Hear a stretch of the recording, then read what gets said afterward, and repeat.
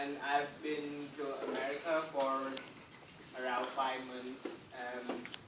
I'm the international student from Vietnam. Has anyone here been to Vietnam before? Yes. Okay.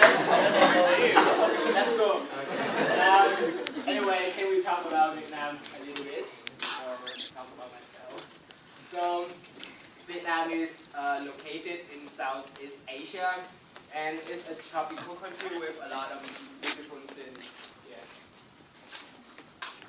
This is our,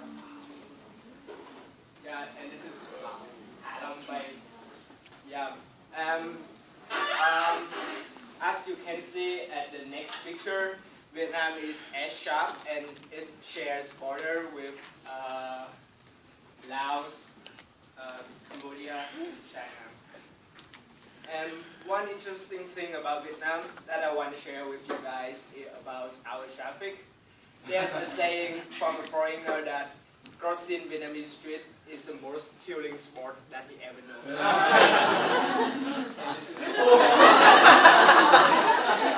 Yeah, so you can see like no traffic lights. Okay, but no worries. If any one of you guys has the intention to go to visit my country, just feel free to contact me, and then I'm gonna train you to become street crossing masters. No worries, no worries. And another thing about our country is that we are a Buddhist country with approximately 50 million people who are Buddhists. According to the web that I found on the internet, there are 85% of population are Buddhist and just 1% are Protestant. And thanks God that my family and I are in that 1%. And my parents have been following Jesus for over 40 years. And they took my brother and I to go to church with them when we were just in bed. This is me and my brother. He's on the left and me on the right. Sure. However, I didn't really know God until I experienced a painful failure when I was in 9th grade. So basically, in our country, 9th grade is a final level of middle school. And if students want to have a higher education, if students want to go to high school, they have to take an exam about math, literature, and English. I remember that my classmates, they were working so hard for that exam, because that exam is extremely important for one's future. Like, if you fail that exam, your future is done. So my classmates, they were working about 15 hours from March until June every day just for that exam. But unfortunately, I was not like them. I was much, much lazier than them.